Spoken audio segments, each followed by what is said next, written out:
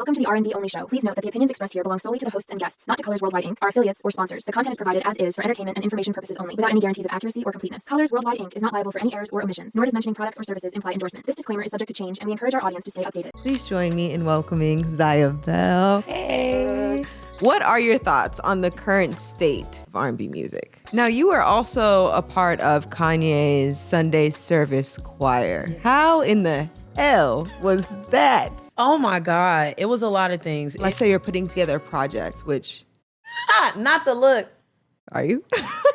We just both gonna be looking like this. R&B only. Welcome back to the R&B Only show. I'm your host, Jovy E, and today we're joined by an artist who effortlessly blends timeless soul with fresh and modern edge. Please join me in welcoming Zyah Belle. Hey. So glad we got you in because I'm a fan, girl. Oh my God. I'm a fan. Honestly, since you have that song with, it's like, fuck that nigga. Yes. Fuck that nigga. That, like that. I haven't performed that song in so long, and it is a bop, though. Listen, don't let somebody like even hurt my feelings a little bit. You can't sit with me. That's a song I would love to see you in traffic listening to. Listen, I don't even have, I got fish bowls. Like, you can see clear in my shit, and I'm still in there, fuck that. And like, all that, yes. I love that. I'm a fan through the audios, but also online. Like, I follow you Twitter, TikTok and shit. If you had a Snapchat, I'm there, girl. You know, I recently thought about getting back on Snapchat. They throw the bag at people on Snapchat. They throw the bag, and can't lie, the amount of like marketing dollars that brands put into Snapchat, I'd be like, do I need to be on Snapchat? I don't see why not. I don't see why not. You got to follow her in I might. I'm gonna trust my discernment on that. I love that. But yeah, so glad to have you in. So glad. Let's chat. We were just talking like off camera about where you're from, where you're living now. How did you kind of get your start, or how did you decide this is what I want to do full time? Because I know you've gone the like doing half and half of like music and having a full-time job. How was that like transition? I will say my relationship with having a corporate job or a part-time job and doing music has always been a very off and on thing, a seasonal thing. It's one that's also connected to either where I'm at in my life at that point, or just me moving off a gut. Like, hey, I need to quit my job because I feel like I'm missing out on a lot of opportunities. Like it's a faith-based thing, but then it's also a thing that sometimes is out of necessity. You know, I wish I had the privilege of just like off the rip throughout my entire career, be like, I'm gonna be full-time, get it out the mud, you know, but especially as a woman in this industry, there's ways that, no shade, no sexism, but the way that men can like get it out the mud, that as a woman, I'm not gonna do that. I gotta make sure I'm taking care of myself, right? The nails need to be done. Okay, I gotta look, you know. And be roughing it. And so that then comes out of like the necessity of needing that sense of security or foundation. But then I have had moments that have been like very irresponsible, me deciding I'm about to go full time, but I trusted my gut and amazing opportunities came out of it. So I'm in that season again of being full time as an artist and entrepreneur now, going into different, you know, lanes. And it has been a very like gut thing, but then it also has been by the hand of just life. I got laid off. I probably would have still been working in marketing because we don't get a steady check in artistry. Right. So it's always been a seasonal thing. Has there been any like aha moments where you're like, yes, this is exactly like a sign that you are on the right path and like... Oh yeah. I feel like I have them all the time. I feel like God works in a way of like, here, girl, sometimes here, for me, damn. like, here, because girl, you acting like you forgot what I just did. Right. Here you go. I mean, I've had that multiple times throughout this past year of like feeling a lot of doubt and confusion around what am I supposed to be doing? Am I in the right place? And then Heather Lowry books me for Femmit Forward Give Her Flowers Gala, and I meet Jill Scott. And I meet Jill Scott. Yes. Yes. But then Yes, also like the yams before and the sweet that, potato. God is like, girl, I know you've been doubting. Go ahead, check your DM. And Rihanna's in my DM. Oh, because you did the Savage Fenty joint. First of all, Because hello? Yeah, check the resume. she was in my DM telling me to release Lion. And I'm like, oh, okay. So I have this relationship sometimes where it's like, as soon as I'm doubting, it's sometimes it's very much, it's quicker than Amazon. Say that. It'll be next day air. Hours later, like boom, here you go. Timberland, love your song. Now you on live with Timberland. Yeah. Love that. So Blessed and highly favored, my gosh, for sure. I'm grateful that is my relationship with my career, because it is not, you don't always feel the most encouraged or affirmed as an artist. So yeah.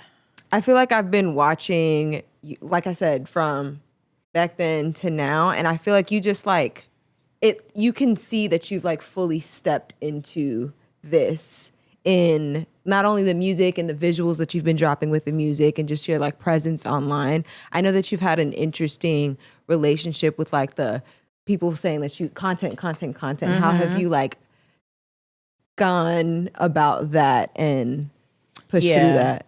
I think artists, we always have such like a love-hate relationship with content, and with that being a part of our like career at this point and artistry at this point. But I've been trying to do my best to have a more of a creative, healthy relationship with content. So I honor my ideas in the moment. A lot of my most viral videos have been from me literally in the moment, propping my phone up. I try not to think too much into content, because as a artist, but also a lover of marketing, I understand that in the day of social media right now, everybody's being told what to buy, or you gotta get this, or you need this. Very And so consumer-based, people yeah. often are feeling like that curated content just feels like another ad. And they do want to feel like you're personable with them. And I don't mind showing up comfortably that way on camera. So I'll randomly record a video, post my song on it.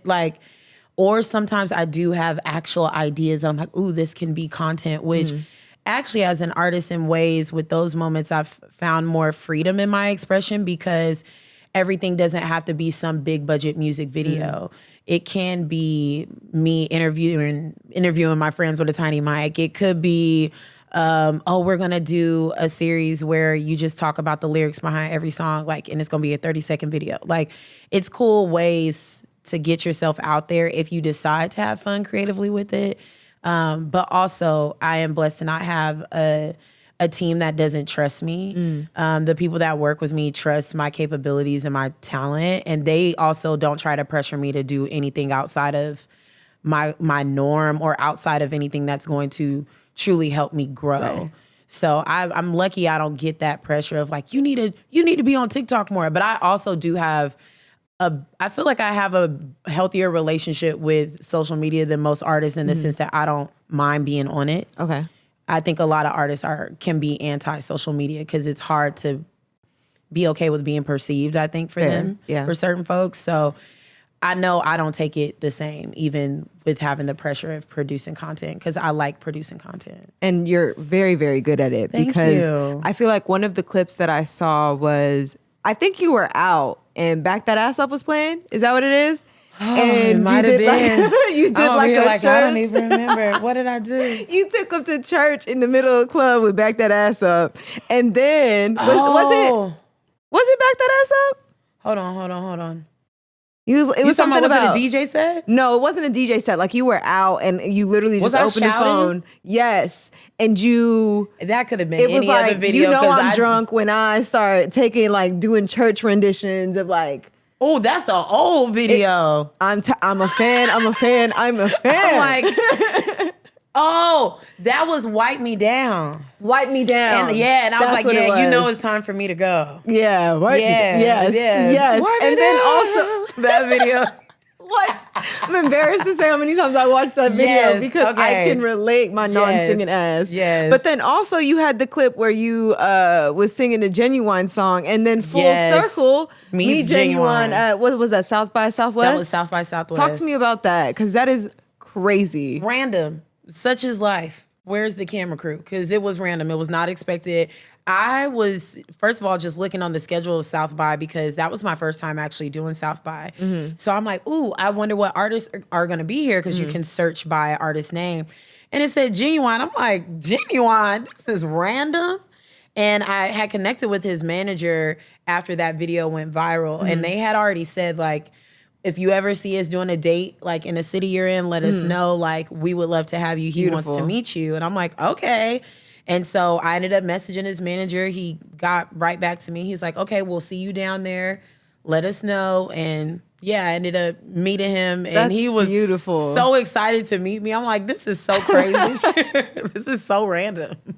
Would have been other, like, I mean, we talked about you meeting Jill Scott at the Femme It Forward. That was like an award show, right? Yes. And then now Ginuwine. Have there been any other, like, somebody pinch me, like, this is really happening? Ooh. Like, I feel like I've had a lot of those moments, honestly. When I would say my first pinch me moment was even just coming down to LA and working with Too Short when I first moved to LA. And as somebody who's from the Bay, I'm like, this is too short. Like hello? What? Make some noise, y'all. And he's so cool. Like, yeah, you know, whenever you want to record here, you can record here. And I actually would record at Too Short Studio, like, faithfully when I first moved here. And I was like, this is so cool. Like, this is my I'm life. recording in Too Short Studio. Like, this is a little Bay Area girl's dream right Literally. now. At least that's how I that. felt in that moment. That was like one of my first, like, pinch me moments. I was like, this is so cool. I love that. I'm doing this. I love that. Yeah.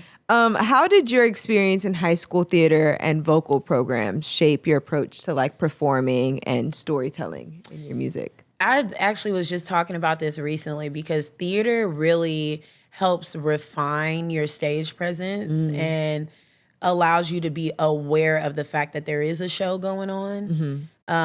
So much of entertainment is theater, like the production of it all, the Renaissance tour, that's theater. That is theater. In a full major blown. way. Everything there's is timing, there's intentional. blocking, there's every moment. This is where creative meets precision is kind of how I felt about theater because I felt like the church always shaped the soul that I brought to my art, the creative audacity, because you don't have a moment to be scared. You at church, you get up on that stage, let them use you. Take your Creative time. audacity. You all right? You know, they tell you, then ain't no spirit of fear. So you up there like, you know, that's where you get your chops. Your bravado. Exactly. Almost, Yeah, you definitely get your bravado there. And then when I went to theater, I felt like I got a little bit more refined and understood the production of it all. And same with vocal ensemble because that also stretched me to think outside of what I'm used to or give myself room to discover what I like and not just say, oh yeah, I like this. Because when I first started vocal ensemble in high school, I was raised on old school R&B and gospel. So I hadn't sang a jazz standard yet. I hadn't sang a song in Latin or a classical song. So shout out to my high school vocal ensemble teacher, Mr. Manganon, and Miss Townsend, my theater teacher. Shout out to them. Because I was exposed to different facets of art and creative that really expanded my palette too. So it also taught me the joy of like discovering new things that may not be so familiar with what I think I identify with. that. So that definitely helped shape my artistry. I love that. And so as you are let's say you're putting together a project, which Not the look. are you? We just both gonna be looking like this. Copy, heard you. Okay. R&B Only Live is a show that will take you on a journey of R&B music from past, present, and future. We bring together the best of the genre with our all-female DJs, talented hosts, and electrifying energy all night long. Get tickets to the tour now at rnbonly.com/calendar and vibe with a room full of R&B lovers.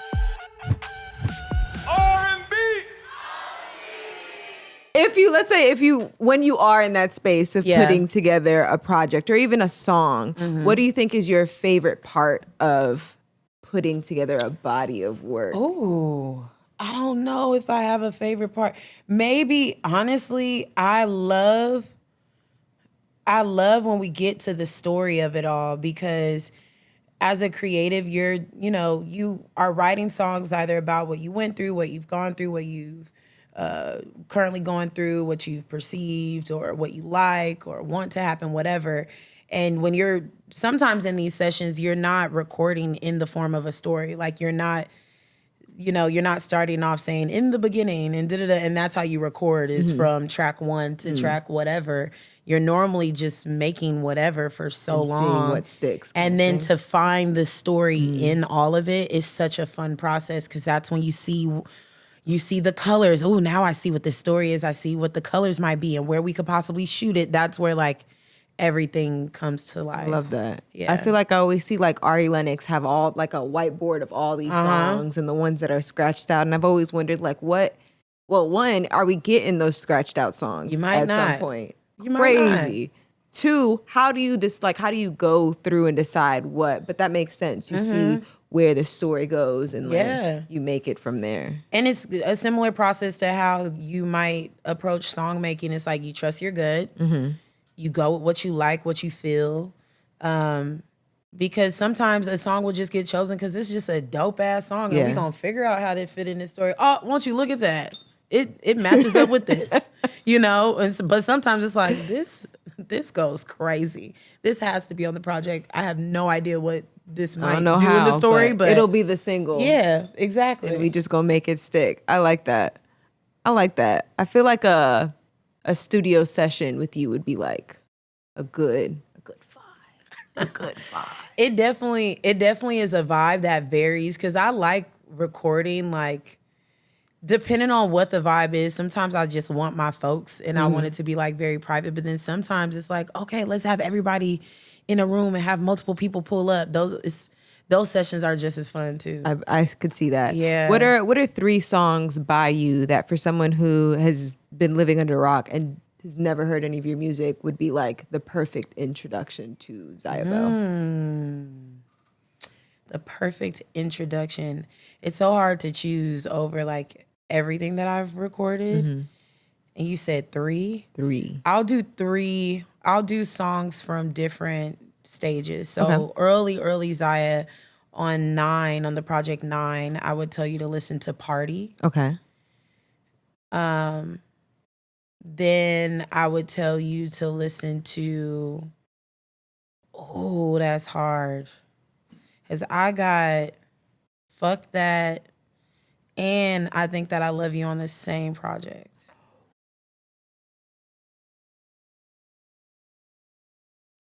Those are 2 like those. Can it be an A side and a B side for number 2? Okay, we I'll doing an A allow side, it. B Okay, side for number 2. I'll allow it. I like that. And then the third song I would tell you to listen to is 1-800 Heartbreak. Is that the one with is Lacan? He's in the video for About Time. Okay, About Time. Laren that one. Wong is in the video for 1-800 Heartbreak. And he just dropped that EP. He dropped like a 4 or 5. I like him too. Yes. How do you go about deciding who your video vixen is? At first, the way we tried to decide was, we put out a flyer. And low-key, it was so fun because I just wanted to see, like, what submissions we gonna get back. You know what I mean? Like, because as a man, like, just being able to be like, I think I'm fine enough. You feel me? Period. I'm like, okay, let's Stand see. on it. Let's see who's standing on that. Let's see what the pickings are. And baby, what I would say is men have a lot of confidence. No shame. I believe it. Men have a lot of I confidence believe it. and audacity. Always. And we need to have more of it. That's what I would say. That's how that process went. Okay. I'm understanding. The pieces are piecing. Okay. And then I was talking with Chels, who works on our label, Third and Hayden, who works on the label that I'm on. And she like, we know some people that are cute. Like, we just need to ask people that we think. And Because it's always the cute ones that don't be like, they be Exactly. too They be- cool. Like, oh, I ain't gonna- submit. Like, she like, you no, see me. she's like, you need to ask Lacan. I'm like, you think I should? I got his number. Let me go ahead and ask him. He was so down. He didn't even get like a full deck of what the video was going to be about. I think I gave him like a brief overview. I'm like, would you be down? He was like, yes. It's like, let me know. I'm like, yes. Excellent. We got It's amazing to have beautiful friends because that was scary. definitely a hard Spooky, process. hilarious. It was crazy, scary, spooky, and hilarious. You are correct. So Can only shout out to imagine. them for saying yes. Very grateful. Love They that. made our lives so much easier. Love that. How and granted they're friends, so like no crazy business, but how is navigating that as a show them the ring? Yeah, don't even need to zoom in because it's loud. Loud. Congratulations, by the way. Thank you. How is it navigating that with your, It's actually something that isn't anything to navigate around because I respect him and he respects me. Period. And he's an artist as well. He's a creative and he understands like, well, yeah, you shoot music videos. So he actually is the one that was like, I was going to say, I felt like you should have had Larry Wong in a video.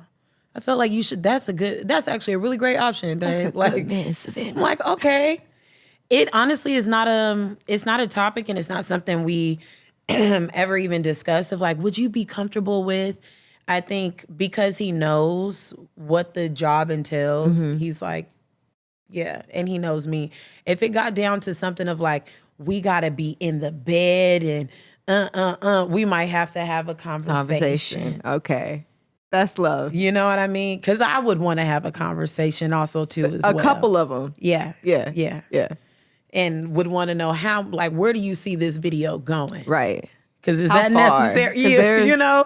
Because for actors, it's different. They're getting a check. It's like, all right, you keep that in mind. And Hey, even that, I'm my like, baby getting oh. paid. I know. But you also on, with you actors, on camera with making good. Oh, wait, hold on. actors is so funny because it's such a thin line, but they do, separate it because of the profession. But then you get those actors that fall in love on stage, fall in love on set. Angelina Jolie. God's strongest soldiers because It's a few folks that have fell in love on Channing set. Tatum was married to Shorty off Step Up for a while. Listen. They definitely stepped up. It did. And then stepped down. And then 'cause stepped now- down. Yeah. Because Angelina too. And she deserved to step down because that's crazy. As hell. But it is Respectfully. such a thin line in creative and with like performance art. So that is definitely something we would have a conversation about. And if anything, I would have him in the video, which I have. He's my vixen and I Think That I Love You. He is. Sure was. Wasn't even my man at the time. Yes. I love that. I actually love that. But then also your lyrics, because a lot, like you had that line. Use a line, like, do you guys talk about like where the inspiration to some of the song lyrics come from? Or like has he ever taken any lyrics like to heart and been like, ooh, like who's that one about? No, because he knows it's not about him. Okay. And honestly, Lion was one of the first songs that I had made in a while that was like that. Anything referencing like a toxic relationship or a toxic nigga. Like before then I had did like Fuck That. And that was, all of that was me freshly coming out of something that didn't even have nothing to do with business him. being. And also when I had did that music, like when I had released I Think That I Love You and all of that, me and him were just friends. So for him coming in, I think it's interesting. We understand the personal side of the creative, but then we also are fans of each other's art. So I think we don't think with that mind first. Beautiful. But then he's often included in my creative process because we casually talk about creative, that he's in on sessions. He's co-wrote songs with me where he'll know, like, I'm like, oh, I was watching this and I feel like we should do a song about. So some songs might even be like that, like Goofy that we did on Yam Greer. Literally, that was just a vibe. Like Tempest said goofy nigga, and we was like, hey, like, and then the first half of the song was written about a scene from a show that I had watched earlier that day. Inspiration is everywhere. Every day. Everywhere. You know, everywhere, every day. Now, you were also a part of Kanye's Sunday service choir. Yes, ma'am. How in the hell was that? Oh my God. It was a lot of things. It was a very hectic work schedule. Okay. We were employed and we were paid. Okay. Right. Clap it up. Yes. But cleared. it was a very hectic work schedule. But at that time for me as an artist, I really appreciated it because my level of retention was so much better. I mean, we would learn songs sometimes within 24 to 48 hours and have to perform it that next day. And so it was like being a part of somebody's active creative process. The tour itself, like the travel of Sunday service was not something that was ever supposed to happen. It just was something that happened and he got inspired to take it on the road. Like, let's do this again. And then we just kept doing it. Okay. So, you know, I started out when it was after Coachella in Calabasas, and it was such a great experience, especially as somebody who grew up in the church. I could never imagine my bills, you know, at that time being paid by me going and singing in the choir. And my mom was a choir director, so I'm like, wow, this is crazy. That is crazy. My gift is taking care of me right now. So it was beautiful for me in that way of even sharpening my gift, and getting to have a front row seat to him and his creative was also a very opportune thing to experience at that time. And I also met a whirlwind of some of the most amazing creatives and vocalists here in LA. I know probably every artist background singer. If there's an artist on tour, I probably know at least one of their background singers. And that's a good... Or know one of their vocal directors or whatever. And that was such a beautiful network to grow, but also just dope to meet other creatives who were in their profession, and meeting someone who was singing background for this person, but they do the vocal arrangements for Mariah Carey. And you're like, what? You do that? Like, that was really cool. So it was a strenuous job, but a rewarding job for me. We had we put together the a cappella version of Anniversary with Kenyon Dixon, Eric Bellinger, and Shalia. Jalen Josie. And was he the music composer? What was Brian? Did he do vocal arrangements? What's his name? Bryson. And he was the arranger. But then, so now I follow him on Instagram, and he's on tour with Will Smith now. He's like one of his background vocals. He's done stuff with like Disney. It's like so crazy to see how multifaceted people are. I thought you were going to bring up Shalia, who was in a part of the song. Shalia. I think she goes by Shalia Nicole with the finger waves. Oh, Amanda Adams. Oh, Amanda. Sorry, I'm mixing up her and Shalia. They both were the shorties. Shalia, did I miss something? Yes. I thought you were going to mention Amanda because Amanda was in Sunday service as well. Was she? Yeah, that's how I know her. A lot of us were in Sunday service. Yes, she was in Sunday service as The more you know, because the way she hit that... she really sings. Like, she sings her little ass off. Yes, she does. For real. Shout out Amanda. Love her. Okay. If he were to say, if Kanye West were to say right now. No. Okay. Copy. Girl. Copy. Never. Not again. I said it was. Okay. It was a great time, but it's a no. Hell to the no. What are some of the biggest challenges and rewards you've encountered so far in like the music industry as an independent artist, as a signed artist, however you want to chop it up? Biggest challenges and rewards. Yes. I think one of the biggest challenges is navigating artistry just as a human who has financial responsibilities in an industry that is highly overworking its folks and underpaying them. That part. It is a highly underpaid, thankless industry. So you have to really, really love it.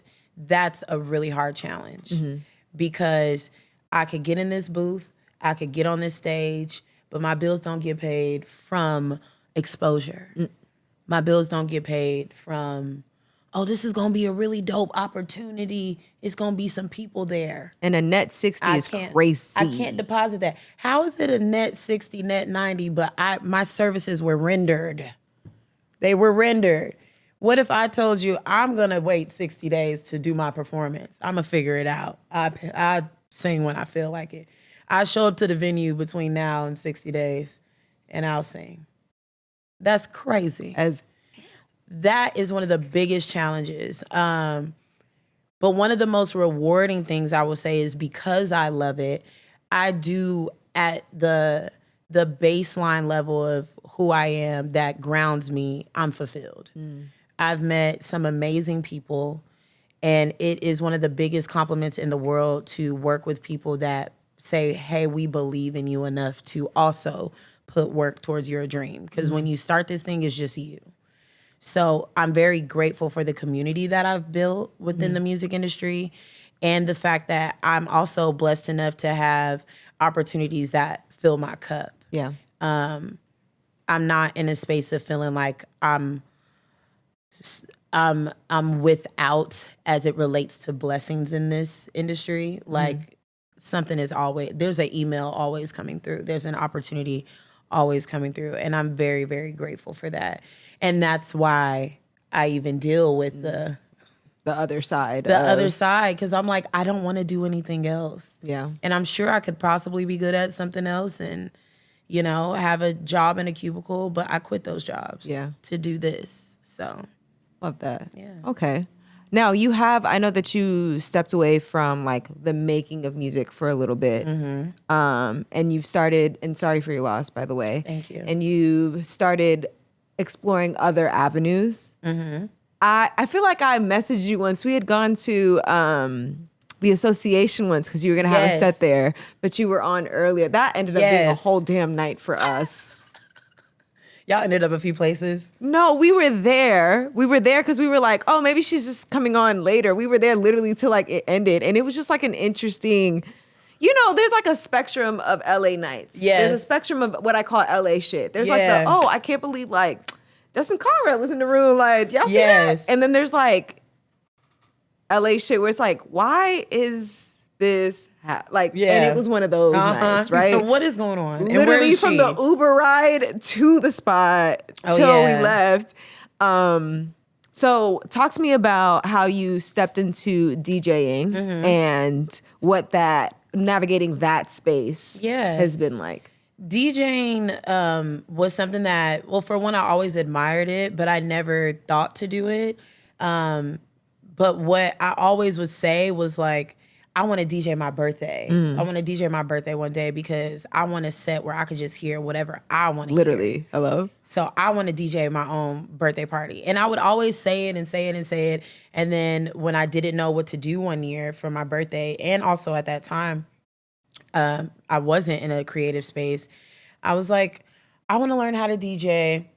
One of my closest friends, who's really like a brother to me, Dre Slaps, was somebody that always is just super encouraging, will teach you whatever. And he's an amazing DJ. He's like, I'll teach you. Like, if you want to learn for your birthday, I'll teach you the basics. Love community. And yes. And so I started DJing on my brother Riley's controller and just practicing for this set, truly. And just learning the basics so I can at least be able to fade into the next song, whatever. And so I did that birthday set. And it was such a great time. And after people saw me do that, when I posted it on my Instagram, a bunch of people started messaging me like, hey, would you do a set here? And I was declining. I'm like, no, because I felt like that was disrespectful. Like that I needed to make sure if I was going to start saying yes to people wanting to book me, that I was actually being really intentional about how I approach DJing, because I hate how people pick up music in that way of like, that's the low-hanging fruit of the reality TV industry is like, oh, because I was on this show, I'm gonna release a song. Or I'm a TikTok star for this, so I'm gonna just drop a song. Like those people who would just do it just to do it, like karaoke, I always hated that. Cause I'm like, there's people who like really want to, and I felt like that with DJing. And so At that time, I would do like pop-up sets on Dre's shows. Like I would tell him, don't put my name on the flyer. Like I just want your opening set. So when you actually came to LA, or came to Association when I was in LA to see me, that's also what those things were. I was doing the opening sets. I don't want no headlining set. No, I haven't earned that. That's really like I should be opening. Yeah. And also for me, like, I'm still learning. I don't know if I want to fuck up too many people. But I'm still learning. And so, you know, I started to make sure that I introed it in a way of really getting my chops up. And then once I felt comfortable, then I'm like, okay. Now I can take some of these gigs. Like, you know, I wasn't even allowing folks to pay me for stuff. Like, I would do a set and then just be surprised when somebody gives me some money. And that still has happened to me. Where somebody be like, oh, you want to do a set? I'm like, yeah. I'm not negotiating a rate with you or anything for any of the DJ homies unless I'm really like, I got to come into town. So, y'all, I got to get a flight. But I just was like, I just want to do this for the love and see where it goes. Because it felt like me being able to nurture my love for music without the pressure of releasing it. That makes sense. Yeah. That makes sense. We gonna get a set today, y'all. We gonna get a set today, okay? I'm excited. Period. I am too. Yes. Are there any other avenues of like your artistry, your creativity that you've been exploring more these days?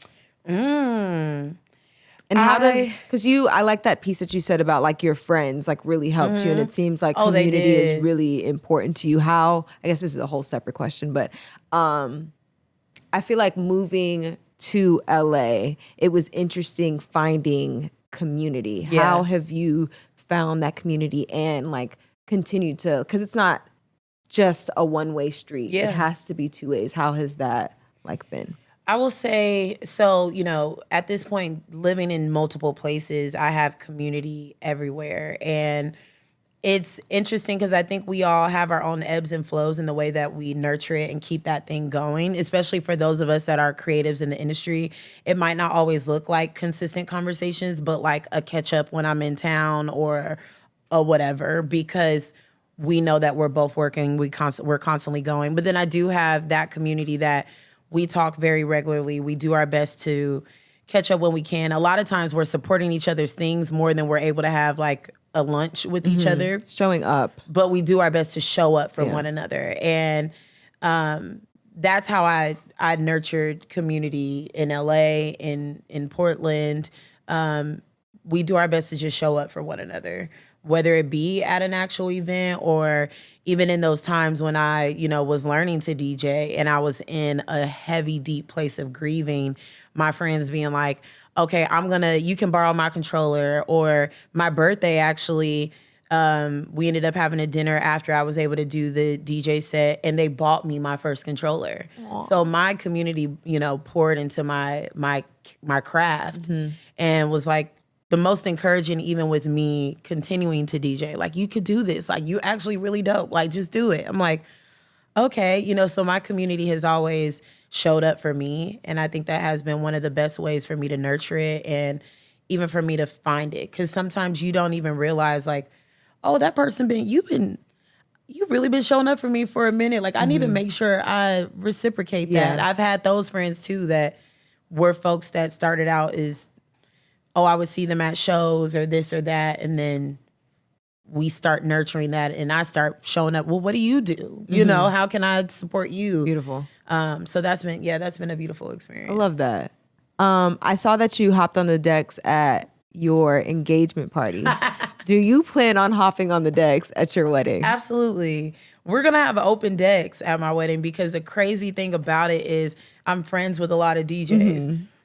So Dre Slaps and my DJ Red Corvette, myself, technically my fiance knows how to DJ.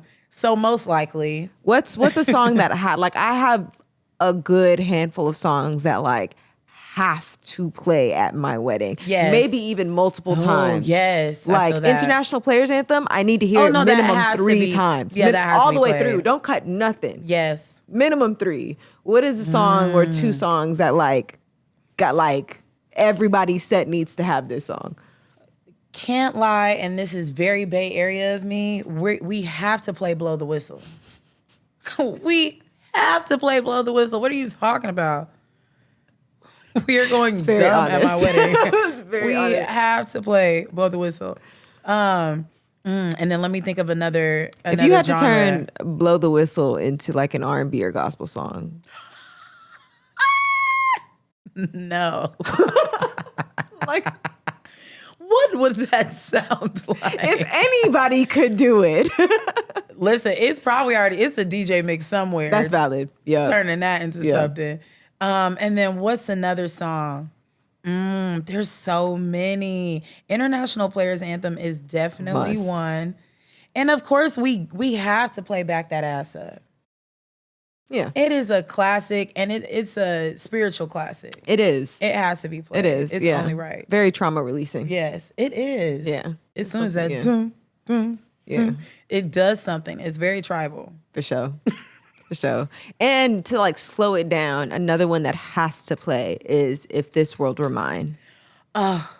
Minimum The 3. original of that is oh my God. I actually had said to my fiance that was one of the like very close songs that I considered for first dance because I like that. it's just, It's and it's such a classic duet.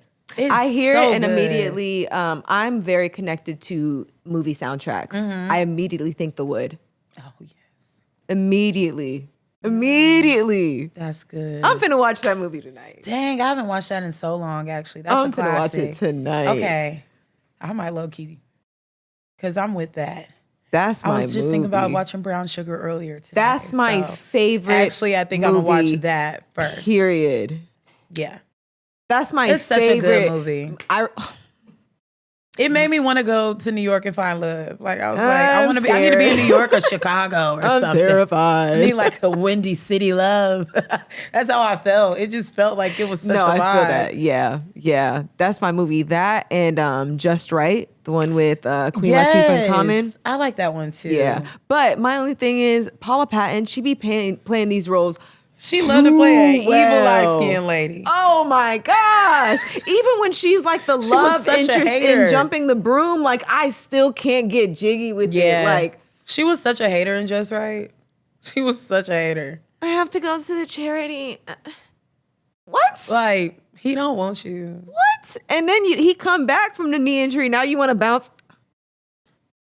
Talking about some you got abandoned. Shut. I'm That's finna a get good mad one to all watch, over again. actually. That's my shit. Those are my two like I need a hug movies. But why did they think that we would believe that Common was a basketball player? I've always wondered that. Does Common look like a basketball player to you? When you look at Common, do that? What sport do you think he plays? No one goes basketball. But you can't really tell his height on the screen. His stature. for real. Basketball players have a certain stature. He didn't have that. Baseball, maybe. Nah, not baseball. It Not wasn't given baseball. basketball, and it wasn't given star player. It definitely wasn't. It But was it not. definitely wasn't. Them scenes where he's sitting next to or standing next to Dwight Howard and Dwayne He Wade, looks you're crazy. like, He looks like okay. Common next to Dwight Howard. But like why he is Common feeding her next to Dwight soup Howard? and shit? Like, I let it slide. I let it slide. I let it slide. And you know what sucks is that is a running joke. And no shade, I love Common. I got Come Close in my mind right now. That shit slap. However, it is a running joke on social media that Common is always Common in movies that he's in. It ain't a role. It's just Common as. Go back and watch anything that Common's in. And you're going to be I'm like, going to. that's Common. It's common. There is one That's a typecast. There's a movie that he's in that he is playing like an assassin or like something like that. And it actually was really good. I don't know if that was a series or a movie. He plays like an assassin. in like a John Wick movie. Yeah, it was like it might have been John. Was it John Wick? I see John Wick Chapter 2, and It he's was in it. okay. Maybe it was I don't John think I've Wick. seen He that. wasn't too bad. Okay. But yeah, that just always threw me about that movie. We got a little sidetracked, but it's fine. It's fine. We're back. No shade, Common. Love No you. shade. Love you down. You Love and your you down. freckles. Period. Yes. Mhm. Shout out J Hud. Love you. Yes. What are your thoughts on the current state of R&B music? I think R&B right now is in such a beautiful place. There's so many incredible artists. Like, you look up and you're finding another artist that is so dope from all around the world. Literally. There's a lot of superstars in R&B right now, in my opinion, that are really killing it, and I hope get even larger platforms. I feel like R&B is in such an amazing state. I feel like it's one of the most thriving genres right now, and that people have, like, it feels like people want R&B more. We're seeing, even with R&B only, like, more R&B parties. More people are doing those style of parties, or even now incorporating R&B back into sets. In early 2000s, well, mid 2000s, like, club culture, you weren't really hearing, you were hearing a certain type of R&B And at in the club. very end of the night type, It was this how you know it's time to go home. Right, I'm gonna play type. Ginuwine Pony. type. Yeah. It wasn't in the middle of the set you would hear somebody playing Fantasia When I See You. They weren't really. And doing now that. that's and now the that's unifier, actually a for very real. common thing. Yeah. So I feel like it's in a thriving place, and people want more of it. They want the reminiscent and nostalgic feels of R&B in these events and in spaces, and Because we the aunties now. we are, which is insane. I think it's beautiful, but also I'm biased. Valid. Because the next question is, where do you see your own sound fitting in to the landscape of where the genre is now? You know, I see myself fitting within the landscape in a space of R&B artists that show up in a very subgenre-ish way, not always presenting one sound or one style of sound, but an experience of that artist. I'm doing everything from house to more neo soul sounds to more true R&B sounds, and so I think it's, you know, representative of those multifaceted R&B artists that really are such fans of music in general. So I think it allows me to be palatable in a way that I'm able to fit in my own space. You know what? Because you do, I don't want to say do, but you do a lot. You do some of the producing, songwriting, singing, all the things. What is your favorite, like, hat to wear? Probably songwriting. Songwriting. Especially, like, songwriting with other people. I love, like, ooh, like, what you hear, or we could go here, or, like, that's so fun and explorative to me. But as fun as it is, it's actually also one of the most challenging parts of my artistry that I deal with. Okay. It's probably one of the few spaces where I can still psych myself out sometimes. But it's really fun when you're locked in and you're in the zone. Yeah. Psych yourself out in what way? And, like, do you go back and forth a lot about how something is written or, like, said? I don't go back a lot, but in the moment, I can either try to fit too many opinions in the room, even in my head, of like, oh, but is that modern enough? Is that is that, or should I do this, or should I?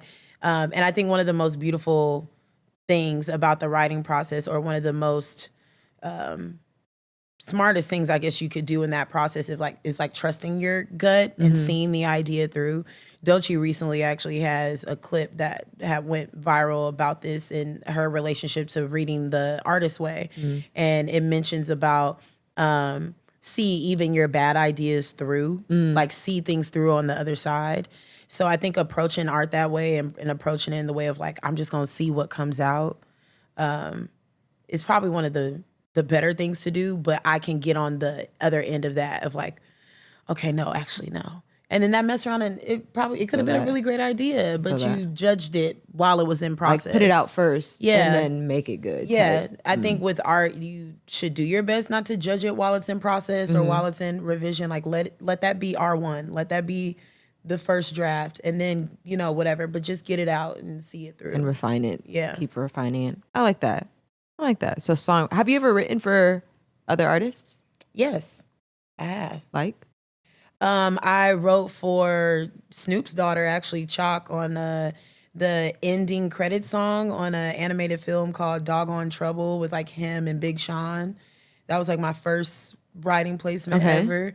I've written for like friends, but then I've also like co-written with other artists. Okay. You know what? I don't give a lot of songs away. But I feel like I'll be in the room with friends. Okay. And co-writing. I did another place. Oh, this was a long time ago, but I don't know why he came to mind. But I did a song for John Hart, who was like a Bay Area R&B. I wrote a song for him. That was very random. Okay. All these side quests. Yeah. We love a side quest queen. Last question. Looking ahead, what are some of your aspirations and goals for your music career? Or your career as an artist in general? Yeah. Aspirations and goals. One of my biggest aspirations is to be able to be a lucrative touring artist because I love performance. Ultimately, I would love to tour. I love seeing Kehlani pretty much do a world tour. Like, that's incredible to me. I think it's amazing to release your art and be able to, you know, do videos and promotional materials, et cetera, but being able to perform it feels like it coming to life.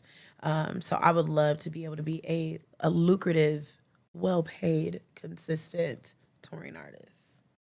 I like that. I see that. I can picture it. Yeah. Yeah. Period. Yes. Period. Okay. Great. Well, we've got a lot of really fun things coming soon with Miss Zyah Belle. Okay. Stay tuned for that DJ set. A couple other things. So great having you in. Thank Love you. a yap session with Thank you. you for having Anytime me. you want to come back, the door is open. I know where y'all at. Be sure to get your tickets to the R&B Only Live tour in a city near you by going to rnbonly.com/calendar. We'll see you next time. R&B only.